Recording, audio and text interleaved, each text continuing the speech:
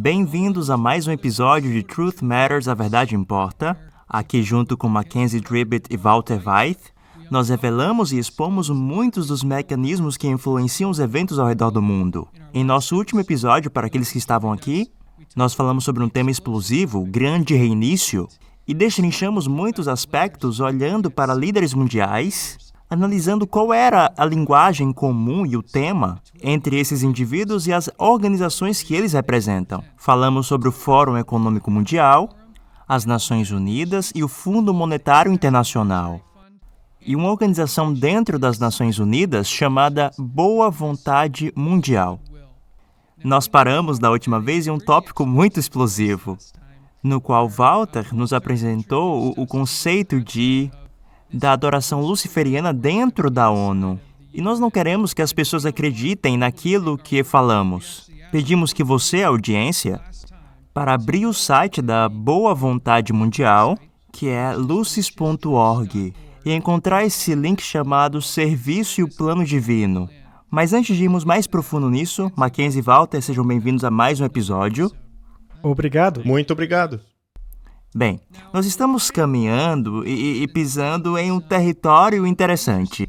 Para muitas pessoas, provavelmente, conheceram há pouco essas informações. Mas vamos reformular para eles que conclusões já obtivemos em relação à natureza espiritual das Nações Unidas. Walter, poderia nos ajudar a entender a mentalidade espiritual das Nações Unidas e alguns dos componentes espirituais que você percebeu na sua pesquisa dessa organização? Como vimos em nosso último episódio, a Organização das Nações Unidas possui este profundo componente espiritual. Desde o primeiro secretário-geral, tem havido uma linha bastante contínua de pensamento em termos de espiritualidade. E, certamente, não é uma linha de pensamento cristã. Ao olharmos para o secularismo que vem das Nações Unidas, ao olharmos para a sala de oração que existe lá, até mesmo aqueles que supostamente são de natureza unicamente secular, estão profundamente enraizados em relacionamentos secretos com sociedades secretas. Portanto, a adoração desta entidade chamada de Lúcifer, mais tarde alterada para Lucis Trust, é uma linha que permeia as Nações Unidas. Há muitos anos atrás, eu dei palestras sobre as Nações Unidas e o seu aspecto espiritual. Mas isto não é somente algo que ficou na história, é algo que está muito vivo e que agora está se manifestando através das palavras emanadas pelas Nações Unidas. Nós não podemos ignorar a linha espiritual deles. Ao irmos para organizações como a Organização da Boa Vontade e a do Templo do Entendimento, todas elas são baseadas no espiritualismo e não nas Escrituras. E gostaria que as pessoas assistissem a essa palestra do Walter chamada Agenda Oculta da ONU. Se você não viu ainda, nem assistiu os outros vídeos da série Ataque Total, essa série tem mudado a vida de muitas pessoas. Mas gostaria de retomar do lugar que paramos. Nós pedimos às pessoas para entrar no site da Boa Vontade Mundial. Nós falamos um pouco sobre Alice Bailey, mas eu gostaria de dar continuidade e um pouquinho mais profundo. Porque isso, como o Walter falou, é uma situação que está acontecendo agora. Esse site nos diz, lucis.org, nos diz exatamente qual é o objetivo deles dentro da ONU. E nós vemos algumas questões, iremos colocar aqui na tela, que são levantadas ali. Uma delas é a respeito da hierarquia espiritual, que Walter mencionou rapidamente, assim também como a religião mundial e a nova era, o reaparecimento de Cristo e aquele que virá. Eu gostaria de focar um pouco nesses últimos dois. Porque qual é o interesse de uma organização política como a ONU tem a ver com um grupo que está dentro dela, que é endossado pela própria ONU como uma organização não governamental? Qual é o propósito de educar o mundo para uma nova era que envolve uma religião mundial, uma hierarquia espiritual, e o que é o ponto real aqui que gostaria de focar? Esse reaparecimento ou a vinda de Cristo. Bem, haverá muitas pessoas que escutarão isso e vai falar, isso deve ser Cristo, Jesus Cristo. Mas Walter, em sua pesquisa do oculto e toda a sua história de pesquisar sobre esse tópico, quando eles usam o mesmo nome, estão eles se referindo à mesma figura? É claro que não. Há uma enorme diferença entre o verdadeiro Jesus Cristo e o que eles chamam de o Cristo. De acordo com o pensamento deles, Jesus Cristo foi ofuscado pelo que eles chamam de o Cristo. Então, não era realmente Jesus Cristo que estava fazendo todas aquelas coisas neste mundo, nos tempos em que ele esteve por aqui. Na verdade, foi o Cristo, uma entidade superior. Então, basicamente, Jesus foi apenas uma marionete nas mãos de um mestre superior. E a partir disso, você tem o movimento da nova era, que diz que todos são basicamente um Cristo, e também sujeitos a este poder, que eles tendem a chamar de a hierarquia, que é um grupo de indivíduos que atingiram esse status elevado. E de acordo com Alice Bailey, eles estão aguardando a manifestação dessa hierarquia na humanidade. Ela escreveu um livro chamado A Externalização da Hierarquia, que é apenas uma maneira bonita de dizer que um dia eles se manifestarão. Até mesmo a Bíblia diz que Satanás se disfarçará em anjo de luz. Um dia, Satanás se manifestará como se fosse o próprio Cristo. Ele aparecerá em vários lugares e em várias sociedades, o que é completamente contrário às Escrituras, já que a Bíblia diz que quando o verdadeiro Cristo se manifestar, todo olho verá, será um evento simultâneo e não um evento local. Na verdade, Jesus nos alertou a respeito disso, ao nos alertar de que quando disserem que Cristo está no deserto ou naquele quarto, não acreditem. É um falso Cristo. Portanto, o que as Nações Unidas estão realmente fazendo aqui é propagar uma visão de mundo que cumpre diretamente as profecias e que contradiz a verdadeira segunda vinda de Cristo. Eles estão ao lado dos luciferianos e não ao lado da verdade bíblica. E nós podemos ver em nossos episódios anteriores sobre sociedades secretas e como elas influenciam as relações globais. Alice Bailey foi uma figura muito proeminente na maçonaria. Se você acessar francomaçonariauniversal.org, você pode encontrar uma lista de maçons famosos desses maçons e ela será uma das poucas mulheres. No passado, especialmente se voltarmos algumas décadas, e que ela fundou muitas organizações, como a Fundação Lucis, na qual eles tinham uma ideia de uma grande religião mundial, que iria unir todas as fés. Pode ter algumas pessoas falando, bem, ok, apenas uma pessoa. Ok, existe relação entre Lucis e a ONU, mas quando olhamos para outra pessoa dentro da ONU, um homem chamado Robert Mueller, ele estava responsável por criar algo chamado de Currículo Mundial da Educação, que, corrija-me se eu estiver errado, Walter, mas que foi a base para uma educação mundial. Ele foi uma figura muito proeminente na ONU. E ele baseou todo esse currículo mundial, que tinha um propósito de abranger a todos, o padrão pelo qual esse novo sistema mundial seria utilizado, seria esse currículo mundial de educação, que ele declarou abertamente que foi baseado nos ensinamentos de Alice Bailey. Poderia nos ajudar um pouco a entender o envolvimento de Miller com a ONU? E a ideia dele de criar esse currículo que é baseado nos princípios de uma bem conhecida adoradora luciferiana, Alice Bailey? O Miller era uma pessoa extremamente importante. Ele era o ponto central das Nações Unidas. Como você mencionou, ele introduziu o Currículo Mundial de Educação. E este currículo educacional se baseia em Alice Bailey. Ele dá impulso à agenda luciferiana. Esse sistema precisa se livrar do ensinamento das Escrituras, que ainda existe em muitas instituições e que estão enraizadas com o protestantismo. Eu acho impressionante que o papado, especialmente o Papa Francisco, pede por uma nova educação. E essa nova educação pedida por ele nada mais é do que o currículo educacional mundial maquiado com influência protestante. E é por isso que, recentemente, o presidente Macron, que é amigo do Papa Francisco, deixou bastante claro que a religião e o estudo da Bíblia será completamente removido do currículo. Ele disse que haverá somente uma forma de educação secular. Acontece que uma coisa dessa não existe. Uma vez que se remove a verdade, está se abrindo as portas para o engano.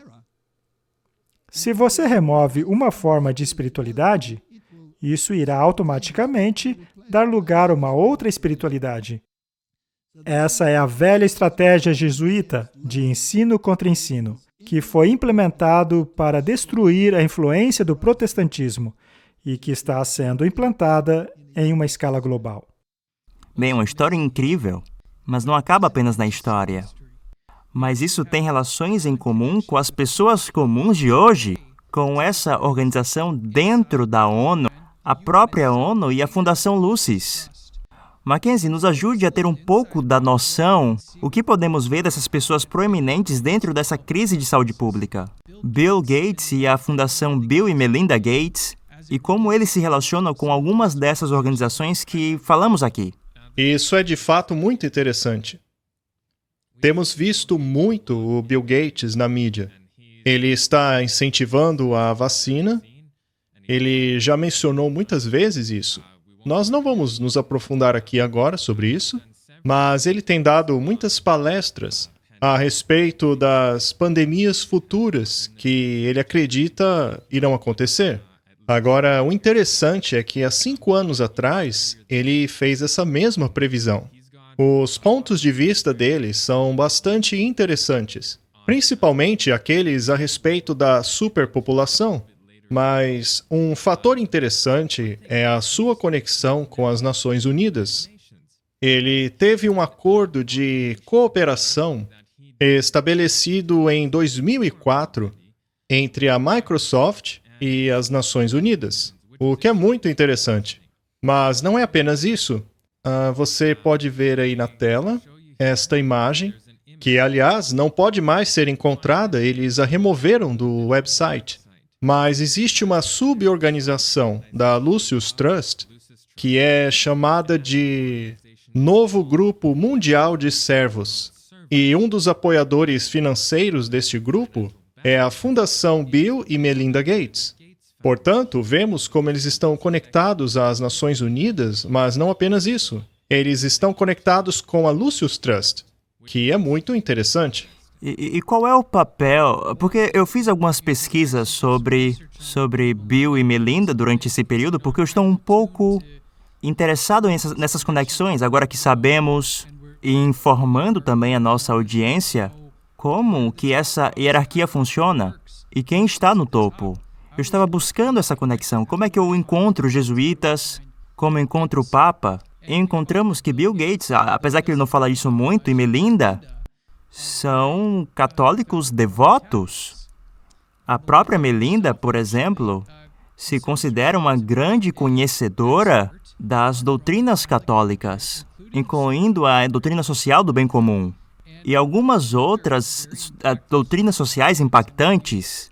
Essas pessoas com essa quantidade de dinheiro, e vemos o relacionamento deles com a fé, como nesse exemplo, os conduz para muitas das atividades sociais e justiça social. Como podemos entender esse status de bilionário e essa capacidade de mover as coisas ao redor do mundo e o trabalho com organizações como a ONU e ter conexões com a OMS e vemos o relacionamento deles com a Fundação Lucis, Como essas figuras, os bilionários no mundo, Walter, pessoas como Bill e Melinda Gates, afetam como esses planos do papado e da ONU se desenrolam de forma prática? Há muitos bilionários no mundo hoje. O Bill e a Melinda não são os únicos. Há muitos outros além deles. Por exemplo, o Donald Trump. E também temos o Soros. E acontece que todos esses bilionários estão envolvidos com as Nações Unidas. Estão todos nesse grande recomeço. Agora, a sua capacidade de enriquecer, em termos da magnitude dessas pessoas, não é algo que acontece com qualquer pessoa. É incrível como todos eles têm suas conexões necessárias. Portanto, faz sentido que eles estejam onde eles estão, uma vez que eles atuam como organizações de fachada. O mundo está à beira de uma grande conquista científica. Uma vacina contra a Covid-19 provavelmente estará pronta no início do próximo ano. Na verdade, provavelmente teremos mais de uma vacina pronta. Estas vacinas nos permitirão salvar milhões de vidas. Elas também terão outro enorme benefício. Elas nos permitirão desenvolver um plano para que o mundo elimine globalmente a Covid-19.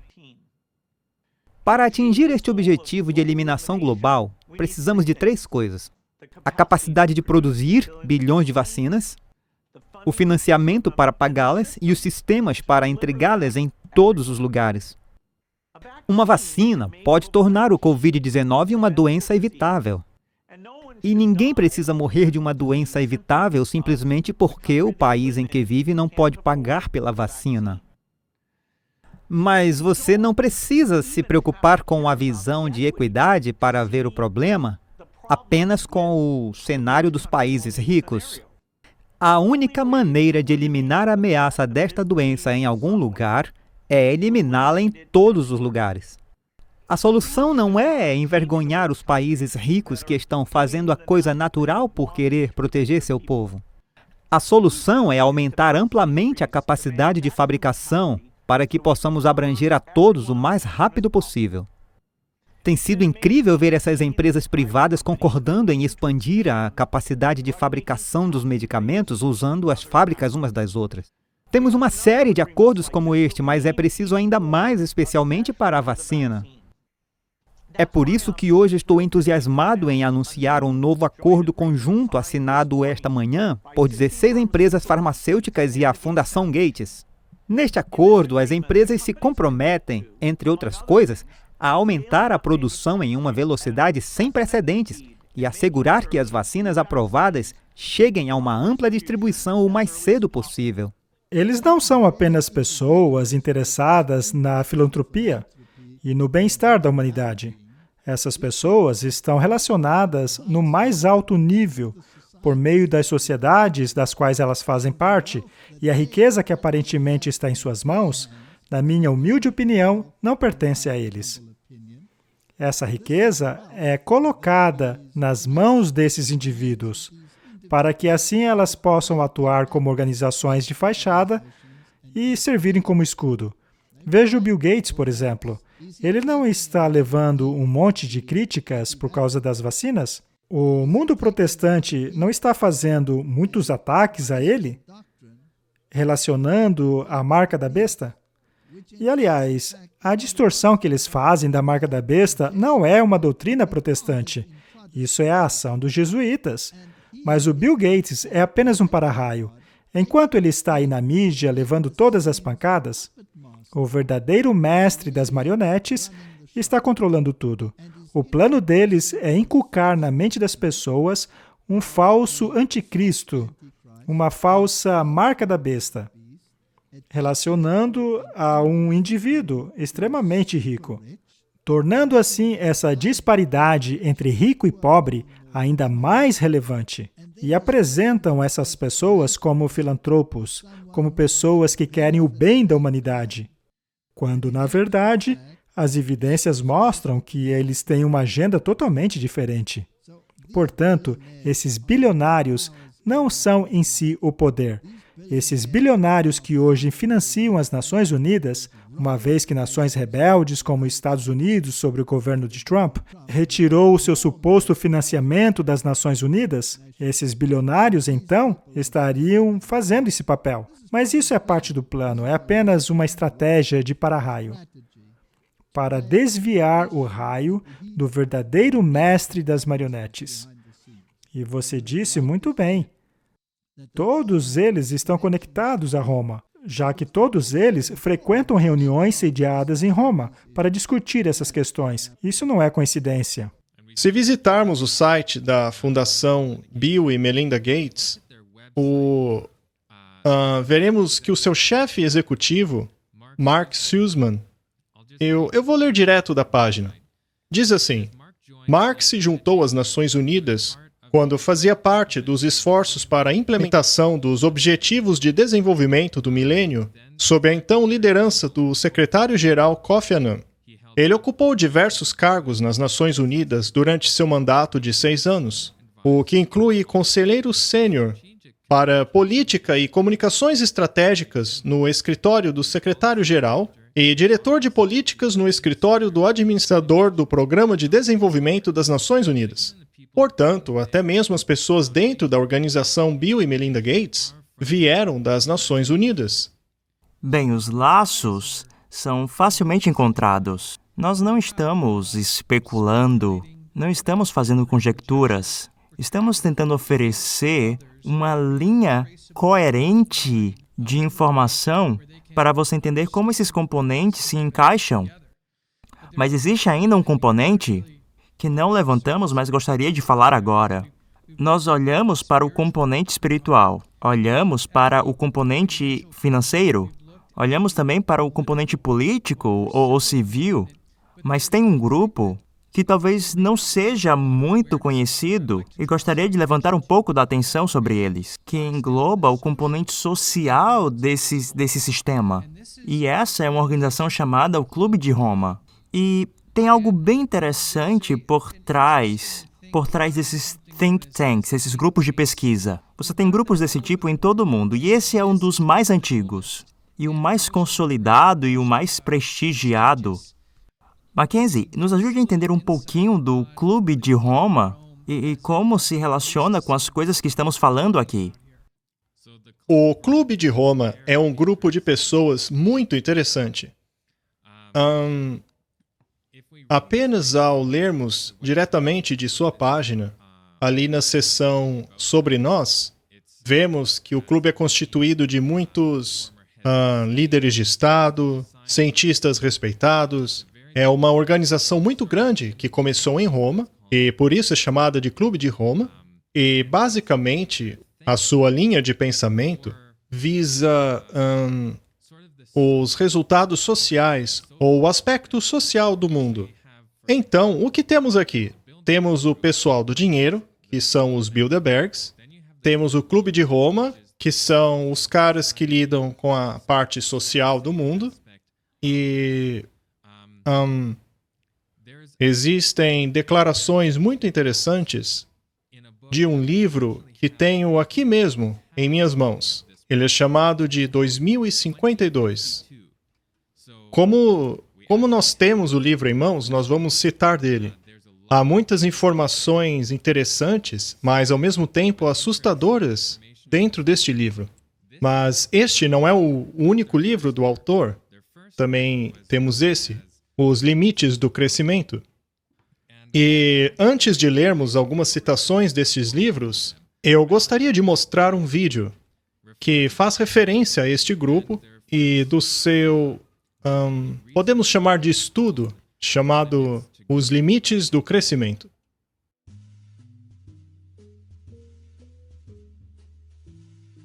Era uma vez um homem que inventou o xadrez. O rei ficou tão satisfeito que ofereceu uma recompensa ao homem. O homem, que era muito sábio, disse ao rei que só quereria 1 grão de trigo para a primeira casa da ala do tabuleiro, 2 para a segunda, 4 para a terceira e assim por diante, dobrando a quantidade para cada quadrado do tabuleiro de xadrez. O rei disse sim.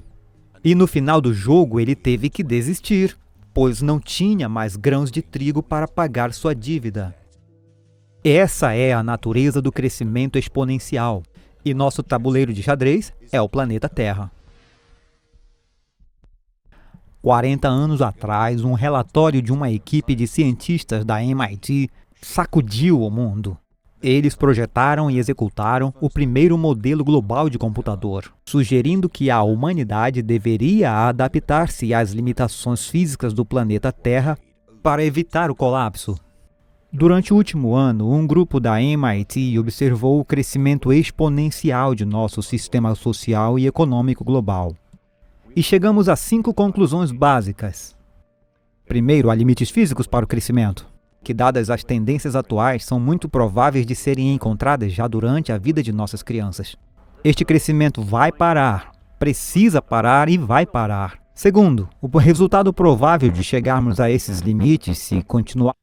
Eu gostaria de pausar o vídeo um pouco aí. Vocês repararam como as pessoas têm um objetivo e elas estão dizendo, quando nós o conquistarmos e nós iremos? Vejam como eles não consideram a possibilidade da derrota. A derrota não é uma opção, eles vão conseguir. Eles dizem aqui, o crescimento do mundo precisa parar e ele vai parar. O resultado provável de chegarmos a esses limites, se continuarmos a ignorá-los, é que vamos ultrapassá-los e entrar em colapso.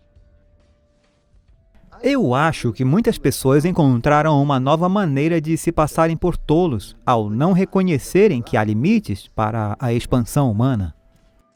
Parece que temos uma alternativa viável a este resultado, na qual a população e a produção material poderiam ser equilibradas com um ambiente finito e com nossos recursos.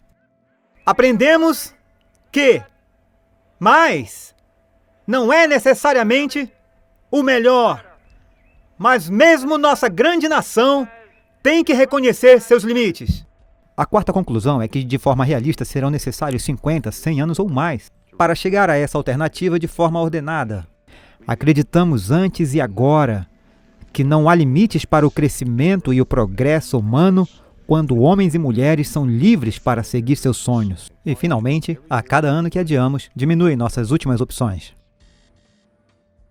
O relatório foi publicado em um livro intitulado Os Limites do Crescimento, que se revelou o mais controverso best-seller ambientalista de todos os tempos. Não pode haver dúvidas sobre o assunto que gerou mais controvérsia entre os cientistas durante os últimos 12 meses. Me refiro, é claro, à perspectiva de desgraça para o homem por causa da poluição devido ao uso excessivo dos recursos por parte da população. Bem, eu acho que as conclusões do estudo estão completamente erradas. Se você verificar o que acontece se variarmos todas as suas suposições em conjunto, então eu entendo pelas unidades de pesquisa de política científica que realmente estão verificando seu modelo que a catástrofe desaparece por completo. É interessante que eu passei toda a última sexta-feira com o Instituto de Pesquisa de Política Científica e não indiquei isso.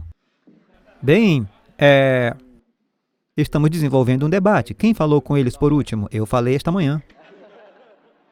Depois de 40 anos de luta por sua mensagem, os autores se reuniram onde a saga Os Limites do Crescimento começou. Quais opções eles acham que nós temos hoje? Há 40 anos ainda era teoricamente possível desacelerar as coisas e chegar a um equilíbrio. Agora isso não é mais possível. Nós estamos entrando em um período de declínio descontrolado. Precisamos agora focar especificamente na questão da resiliência. Se atravessarmos este período de declínio sem presciência e sem preparação, eu temo que isso removerá muitos de nossos valores fundamentais. A necessidade é de ação rápida e forte para evitar os problemas que já estão aqui, e isso vai piorar no futuro. O horrível fato é que a democracia e o capitalismo não irão resolver esses problemas. Precisamos de uma mudança paradigmática fundamental na área governamental. Portanto, é no âmbito nacional e internacional que se deve debater quando se está olhando para o futuro. Particularmente, eu sou um otimista. Eu acredito no brilhantismo do ser humano. 40 anos atrás, você duvidaria um pouco disso, mas eu acredito que os humanos são brilhantes. Eu não me considero melhor que qualquer outro ser humano, mas eu tenho vivido por 20 anos nesse modelo global e eu posso ver e instintivamente entendo o resultado global das ações pessoais que eu tomo. E eu sei o tipo de mundo que eu quero viver. Eu não quero viver em um mundo destruído, eu não quero viver em um mundo, como Jürgen disse, que está ficando cada vez mais cinza e que custa cada vez mais caro para manter até mesmo um padrão de vida decente. Eu quero viver em um mundo sustentável, onde não exista pobreza, fome, falta de recursos naturais na Terra. De acordo com os autores de Limites do Crescimento, a crise ambiental e econômica que estamos atravessando são parte da mesma crise global. Eles não sustentam a verdade e eles têm diferença. Este clipe foi retirado de um documentário chamado A Última Chamada, que basicamente promove o Clube de Roma e essa ideia do limite de crescimento. Um desses autores fez um comentário e disse que o capitalismo é incapaz de resolver esse problema. Então veja mais uma vez o ataque deles ao capitalismo. E esta pessoa é o autor deste livro, que é uma previsão dos próximos 40 anos até o ano 2052. Vamos ler algumas citações do Clube de Roma. Eu retirei esse texto do site oficial. O nosso objetivo é defender ativamente por uma mudança de paradigma e sistema que capacitará a sociedade a emergir da crise atual ao promover uma nova maneira de ser humano, dentro de uma biosfera mais resiliente. Recentemente, o Clube de Roma tem priorizado 5 áreas-chave de impacto: o clima, emergência planetária, reclamar e refrear a economia, repensar as finanças, criar novas civilizações com lideranças jovens. Agora, vejamos algumas citações muito interessantes deste livro 2052. Será difícil corrigir esta falha do mercado, ou seja, organizar uma diminuição do pagamento de funcionários do alto escalão. Isso requerirá o comportamento coletivo de um grupo que não está acostumado a organizar, ou seja, proprietários. Ou seja, basicamente, o que ele quer dizer é que os salários de altos funcionários precisa começar a ser diminuído, de forma a alinhar-se com o salário das demais pessoas. Isso, obviamente, irá desencorajar as pessoas de serem proprietárias, uma vez que elas terão grandes responsabilidades, mas não terão compensação por isso. E na página 169, ele diz: eu, na verdade, ficaria surpreso se essa tensão não for aliviada através de uma forma forçada de redistribuição. E agora chegamos nessa questão de redistribuição de riquezas. E uma questão que é feita no livro está na página 239. E a pergunta é: eu serei pobre dentro desse sistema? E a resposta dele é: alguns de nós serão, mas outros não. Para que possamos dar uma resposta precisa, a pergunta também precisa ser precisa. A pergunta deveria ser: eu serei pobre comparado a X? E você deve decidir se esse X é o A, ou seja, hoje, ou então B, que é o cenário em que a humanidade rumasse para um mundo mais racional, ou C, que seriam os demais. A sua pergunta está errada. Você não deveria perguntar: eu serei pobre?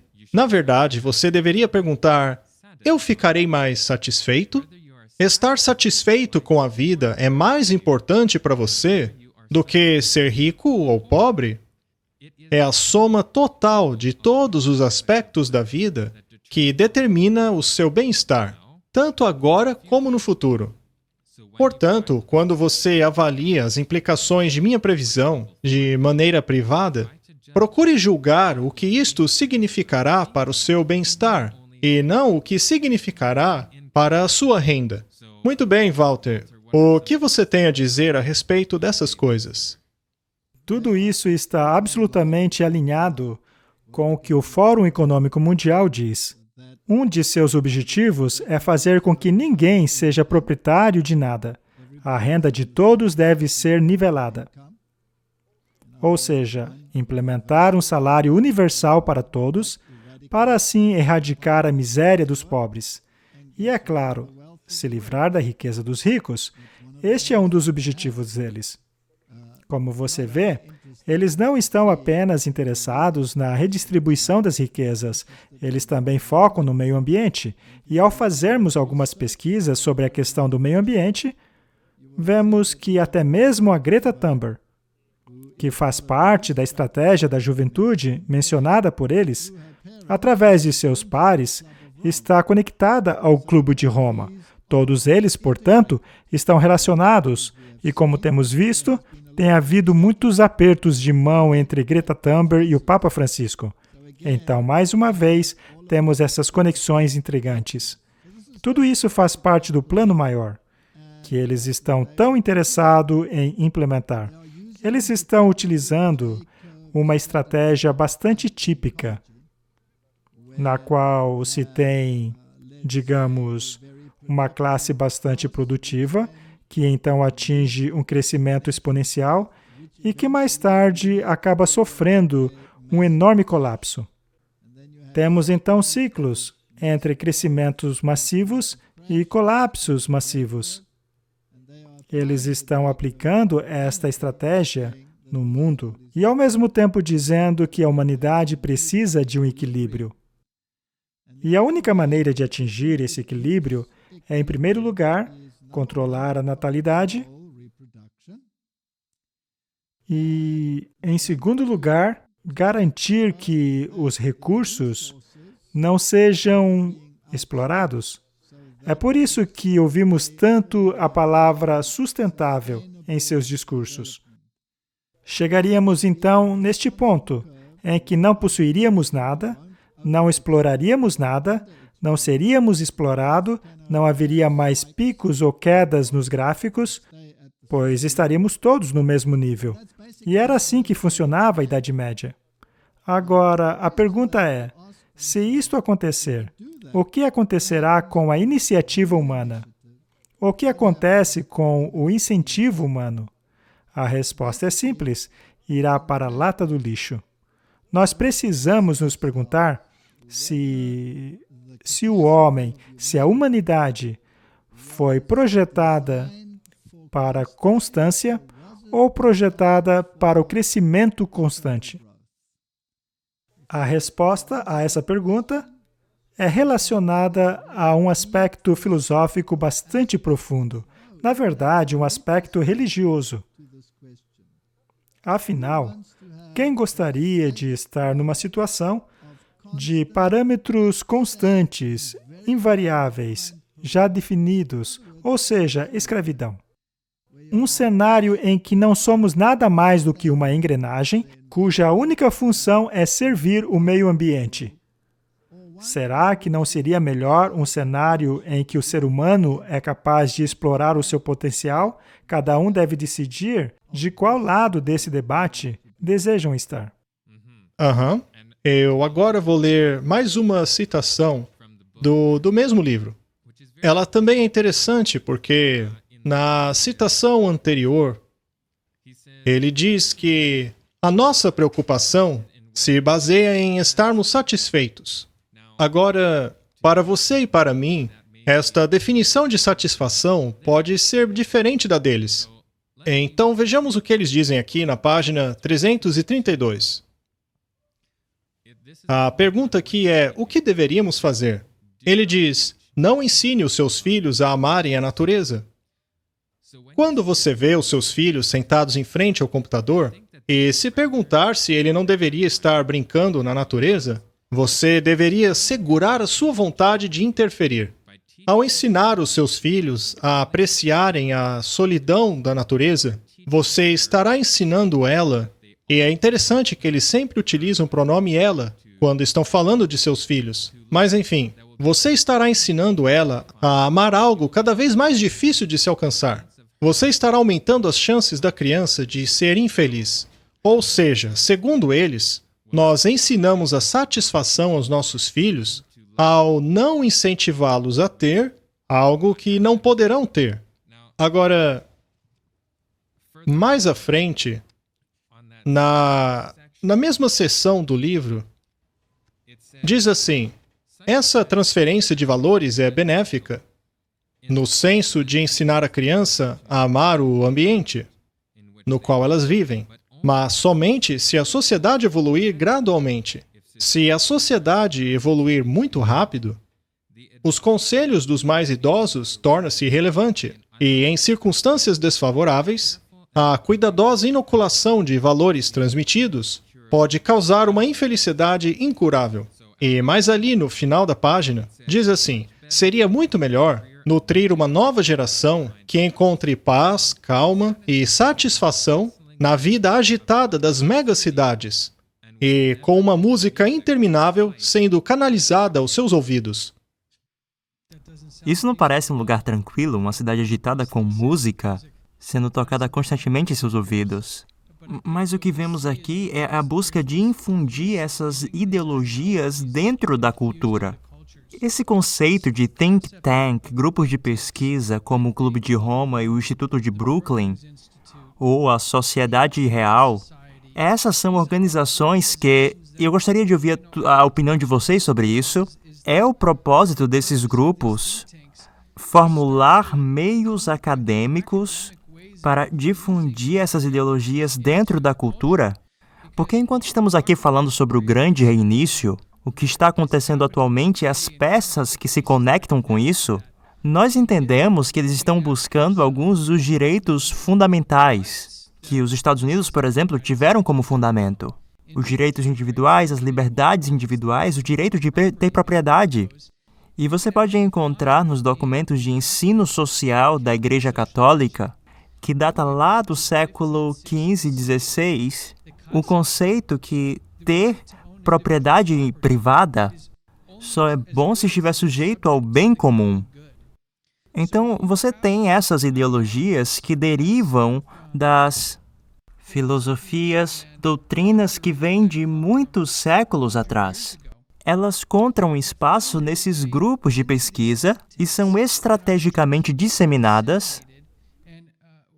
Mackenzie, eu acho que você falou que o livro Os Limites do Crescimento foi lançado quando? Eu creio que foi em 1972 ou 73. Ou seja, na década de 70. E aqui estamos nós na segunda década do século presente. E vemos isso chegando até nós. Walter, é essa maneira que eles usam para difundir as ideologias usando os think tanks, os grupos de pesquisa, de forma gradativa, disseminando esses conceitos através da educação e de outros meios? Eu trabalhei num ambiente educacional praticamente a minha vida inteira. E a grande mudança da educação, pelo menos em minha esfera, ocorreu no ano 2000. Foi introduzido um currículo chamado de Currículo 2000. E toda a ênfase do ensino dentro das universidades mudou da mentalidade à moda antiga, que era baseada no pensamento livre, na capacidade do indivíduo de crescer. Podemos dizer que era baseada na filosofia do sonho americano. Mas este currículo 2000 introduziu um modo de pensar socialista.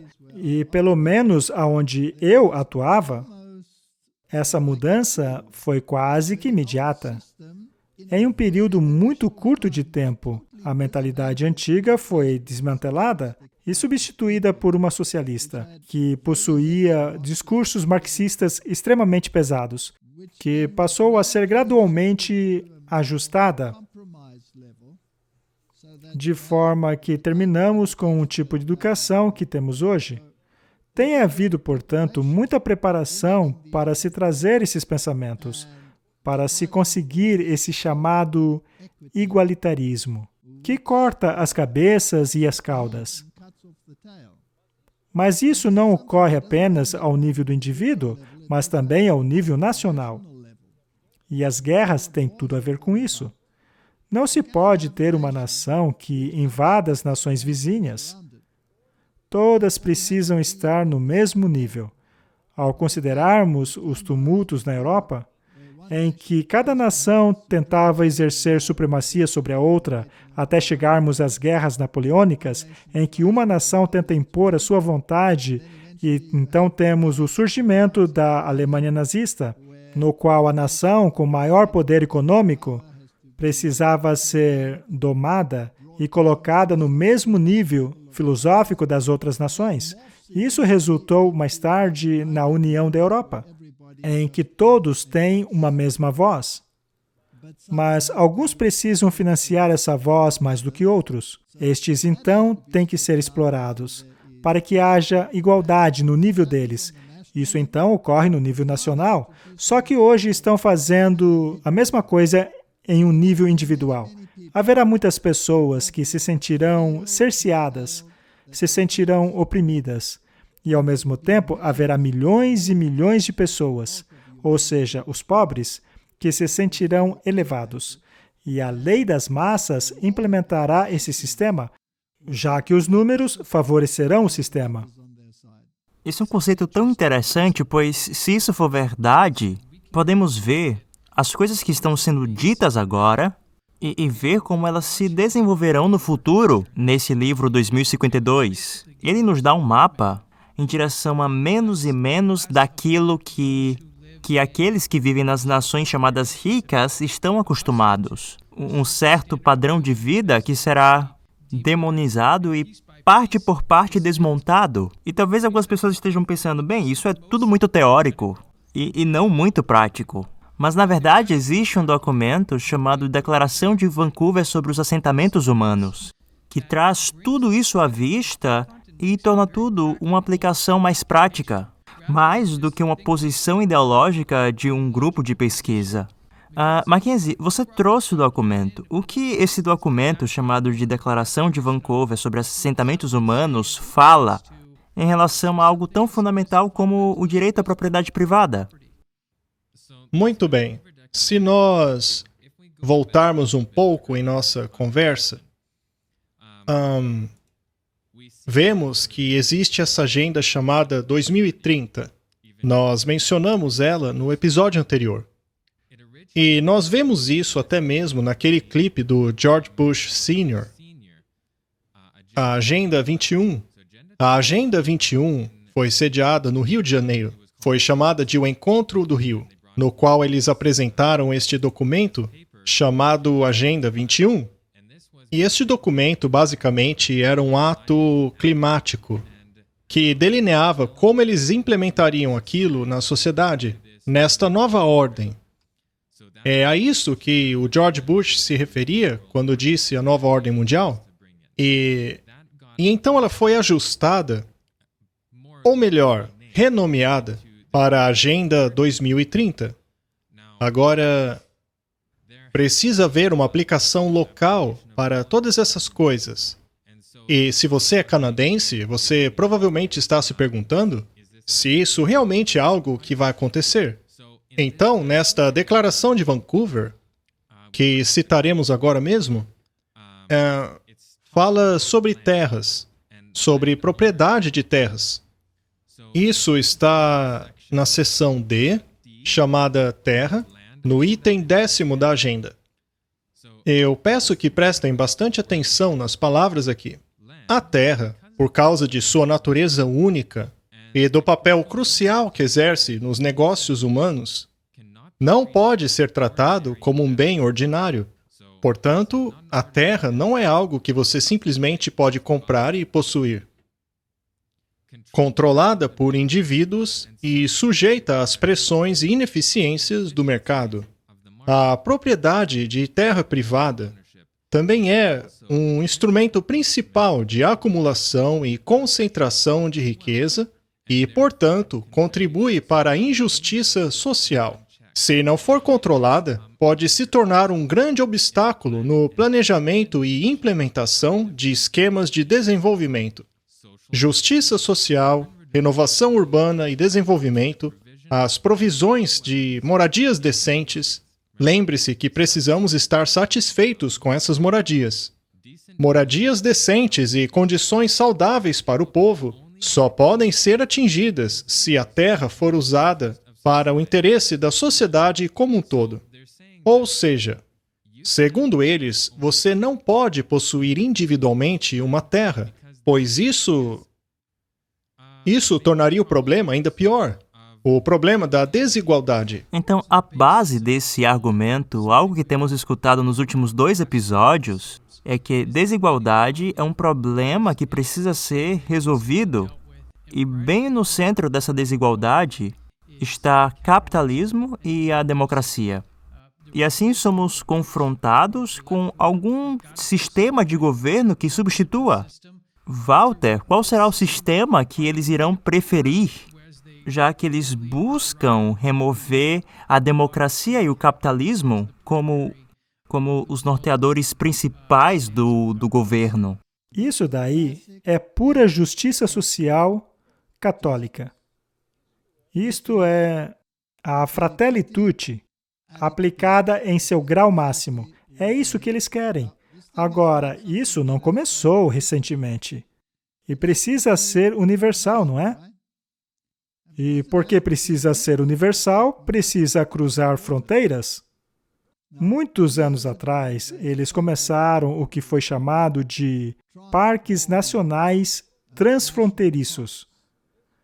Este foi o primeiro passo em se quebrar as barreiras entre as nações, ao estender os parques nacionais por entre as fronteiras. Então, mais de um país se torna responsável por manter aquele pedaço de recurso natural.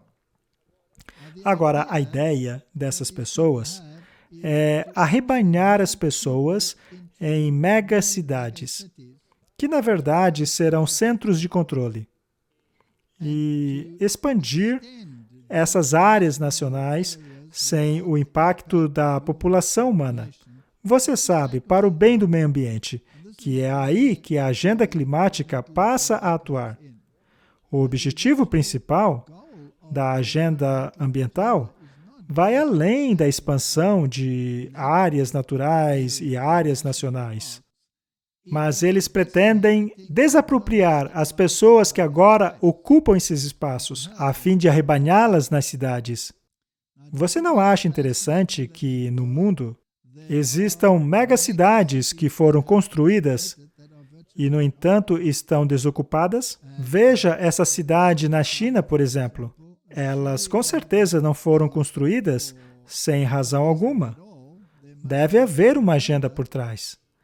E uma vez que essas cidades são totalmente operacionais, eu não acho que o plano deles é começar a ocupá-las apenas daqui 1 milênio ou 100 anos. Isso é algo que parece iminente. E até mesmo no Ocidente, eles já criaram essas cidades de controle, nas quais as leis são aplicadas de uma maneira muito mais restrita. Quando pesquisamos na internet a respeito delas, vemos que elas são bastante espalhadas. Elas funcionarão como ímãs para os quais as pessoas serão atraídas, ou melhor, levadas, a fim de criar este novo ambiente, esse lugar de satisfação em que você terá o seu lugarzinho para morar, mas que você não terá nenhum controle e nem liberdade em termos de suas habilidades ou objetivos. E geralmente a essas condições existem pré-condições anexadas. Eles te darão a tua renda, a tua habitação, também te darão a possibilidade de emprego em uma posição que eles consideram adequada para o bem de todos. Mas o que acontece quando o indivíduo continua com a liberdade de consciência, a habilidade de pensar por conta própria, de escolher? O que acontecerá com um indivíduo desse tipo se tentarmos prever? Olhando mais adiante um pouco, vemos a eliminação de muitos dessas propriedade privada, as liberdades civis e a substituição desses direitos básicos pela noção de bem comum. E o que vai acontecer com o indivíduo que se levantar contra isso, contra a estrutura do bem comum da comunidade? Ele deverá ir para o campo de reeducação, que alguns preferem chamar de campo de concentração. E sempre que falamos desses assuntos, as pessoas gritam: conspiração, conspiração. Mas dê uma olhada para ver quantos desses campos já foram construídos por causa do Covid-19. Essas instituições já existem há um bom tempo. Tem havido uma preparação por trás da cortina em relação a essas coisas que não tem precedentes na história humana. Todos os continentes possuem esses campos. E eles não foram construídos apenas para ser, digamos, monumentos. Eles foram construídos para serem usados. E já estão conversando sobre isso em termos da vacina e que as pessoas precisam ser realocadas para esses lugares. Isso no caso delas não cooperarem de acordo com as leis que foram criadas. Mas não há um melhor exemplo disso, sem precisar conspiração, mas ver o que está acontecendo nos 2 últimos anos na China continental para a população muçulmana dos uigures. Esse grupo de pessoas, Walter, tem sido colocado naquilo que você descreveu, campos de reeducação. Pessoas foram colocadas com toda a família. Normalmente os homens são retirados da família. E uma pessoa escolhida pelo Estado ficará com a esposa do homem que está preso, para ter certeza que ela está sendo reeducada nesse período, enquanto o marido está em um campo de trabalho forçado. Eles também têm um sistema de crédito social que determinará a liberdade do indivíduo de se movimentar dentro da cultura.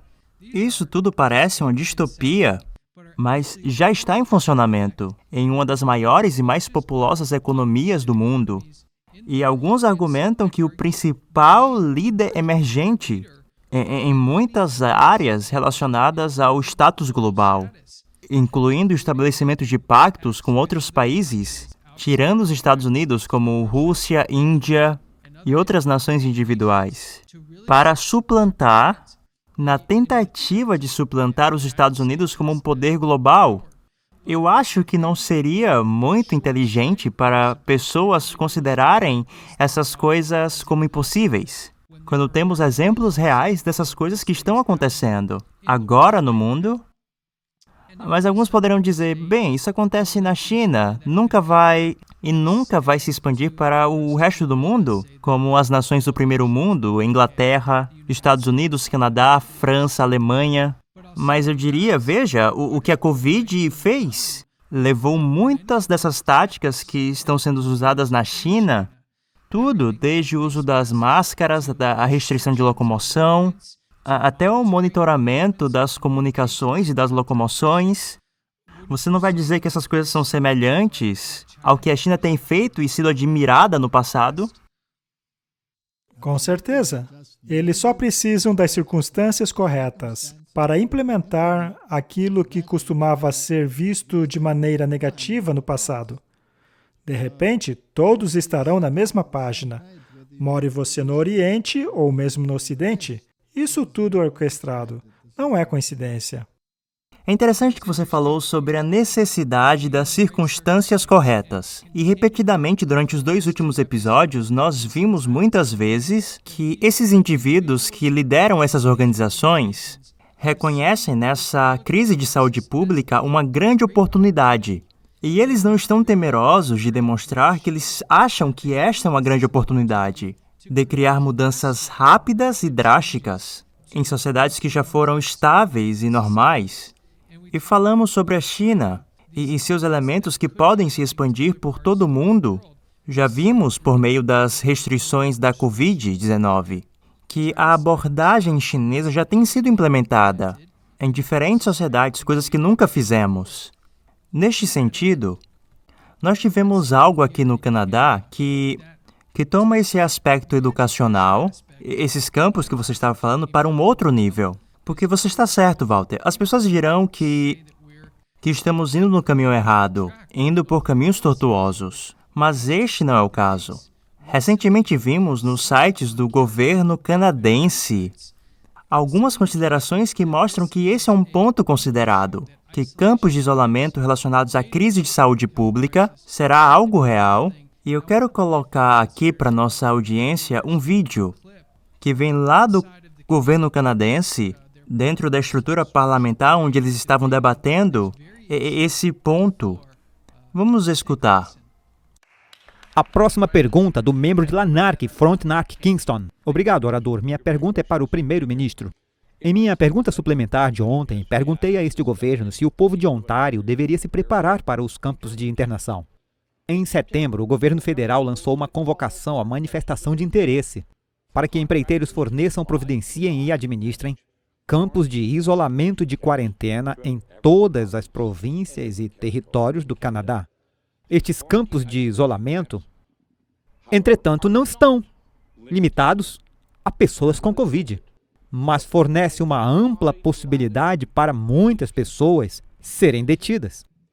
Certamente este governo está ciente das intenções de construir estes campos de isolamento de costa a costa.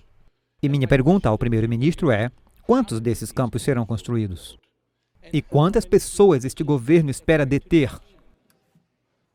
Líder do governo. Obrigado, senhor orador. É bem verdade que quando as pessoas deixam o país e voltam, a província sugere cooperação com o governo federal. Estamos sugerindo que as pessoas se isolem, o que tem sido uma prática muito bem sucedida, não só aqui na província de Ontário, mas em todo o Canadá. E é claro que redobraremos nossos esforços para garantir que as pessoas da província de Ontário permaneçam seguras, senhor orador. Se o membro está se referindo ao fato de que uma das políticas de saúde pública é que, quando você retorna de uma jurisdição fora da província de Ontário ou de outro país que você isola-se por 2 semanas, eu sugeriria que essa tem sido uma política muito boa. Na verdade, esta casa tem feito a mesma coisa desde que voltamos. Estamos trabalhando em coortes para garantir que a Assembleia Legislativa possa continuar a funcionar. Temos 2 coortes operando oficialmente. É por isso que os membros foram mantidos fora dessa corte, porque queremos que eles possam participar do debate e continuemos a fazer tudo ao nosso alcance e garantir que esta casa continue e que o povo de Ontário e do Canadá sejam mantidas a salvo. Pergunta suplementar. Sua vez novamente. Obrigado, Premier. Aqui está a RFP. E a RFP usa a linguagem clara para expressar que esses acampamentos podem ser usados para um amplo universo de pessoas, não se limitando aos viajantes. Na verdade, nem sequer menciona viajantes internacionais. É apenas uma ampla gama de pessoas. E eu enviarei a cópia da RFP depois. Portanto, seu governo deve estar em negociações e ciente desses planos para potencialmente deter e isolar cidadãos e residentes de nosso país e nossa província. Portanto, orador, para o primeiro-ministro, onde esses acampamentos serão construídos? Quantas pessoas serão detidas? E por que motivos as pessoas poderão ser mantidas nestes acampamentos de isolamento? E eu gostaria de ter do primeiro-ministro garantias ao povo de... É isso, pessoal. Esse é o debate. Você tem um membro do parlamento que está preocupado, solicitando informação, e nós gostaríamos de trazer para todos que estão escutando, acesse a nossa página no YouTube e acesse o link, e você obterá mais informações sobre o que esse homem estava falando. Mas, Mackenzie, a gente encontra essa informação, e o que eu acho estranho, antes de a gente entrar nessas imagens, para mostrar o que esse membro do parlamento estava falando. Ele faz uma pergunta: por que existe esse pedido de informação ou pedido de proposta neste site do governo? E você percebe que existe um completo desprezo da pergunta. E a pessoa que responde essa pergunta começa a discursar sobre como pessoas que estão voltando de outras províncias ou de fora do país precisam ir para casa para ficar de quarentena, quando a pergunta era claramente sobre o porquê existe esse pedido de uma licitação para construir locais de isolamento por todo o país. A pergunta não foi apenas não respondida, mas foi ignorada. Quando mais informação foi adicionada e mais informação solicitada, eles simplesmente cortaram o microfone e não tem resposta dada. Vamos dar uma olhada no que você encontrou quando você pesquisou a respeito disso. Isso é muito interessante porque tudo o que você precisa fazer é acessar o site Compre e Venda do Canadá. É um site do governo. E isso aqui é sobre locais de isolamento. Agora, o interessante é que eles tiraram isso aqui do ar. Foi retirado do site. Mas nós temos aqui alguns prints de tela e poderemos ver mais alguns detalhes. Então, em alguns dos detalhes aqui, se lermos aqui, bem no meio, o governo do Canadá está cogitando fazer uso de um serviço terceirizado para os locais de confinamento federais, que serão utilizados para abrigar e cuidar de pessoas no âmbito da saúde, assim como outras demandas do governo associadas à resposta ao Covid-19. O governo está aguardando um posicionamento dos serviços terceirizados e estudar as opções no que tange à operação dos serviços associados a estes locais. O propósito deste requerimento por informações é obter um feedback de provedores de serviço em potencial, para assim desenvolver uma estratégia para a futura administração desses locais. Então, neste texto, vemos claramente que esses locais não se reservam apenas para tratar de pessoas com Covid, mas também poderia ser usado para outros propósitos. Isso, portanto, é bastante real e não vamos ler tudo agora, mas fica claro que é algo real. Estava lá no site do governo do Canadá. Portanto, isto não pode ser rechaçado como conjectura ou algo que foi simplesmente inventado, mas é algo que consta nos documentos. E a linguagem que me preocupa, eu gostaria do teu comentário, Walter, como alguém que já viu muitos documentos vindos de lugares diferentes, inclusive de dentro do governo. Quando nós vemos essas medidas abrangentes em uma linguagem muito ampla, eu já trabalhei com contratos por muito tempo e eu percebo quando eu vejo para a saúde pública e para outros requerimentos federais relacionados. Isso pode incluir qualquer coisa que o governo queira requerir, como uma resposta à pandemia do Covid-19. Pode ser considerada como legítima para o uso desses campos de isolamento. Estou olhando de forma correta? Reeducação. É disso que se trata. Ou você se adequa a essa nova realidade, esse novo recomeço criado por eles, a essa nova realidade, ou você é isolado.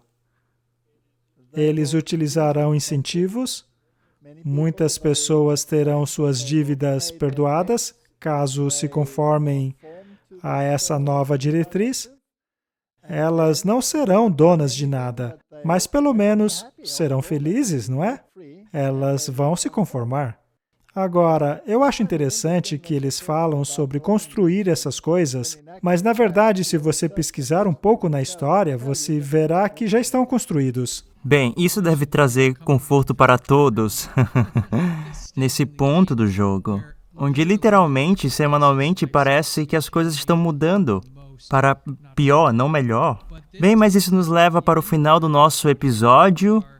Esperamos que você que está assistindo, nos escutando, tenha tido a oportunidade de aprender algo referente ao grande reinício, tenham tido a chance de compreender quem está por trás disso e por quê, de ver o componente espiritual, que é muito real, que está operando por trás de tudo e está presente nessas organizações. E compreender os mecanismos sociais que estão conectados com o que está acontecendo e por que esse grande reinício pode ser algo relacionado com cada um de nós individualmente. Como sempre, fazemos isso para informar e educar, não para promover o pânico ou o medo.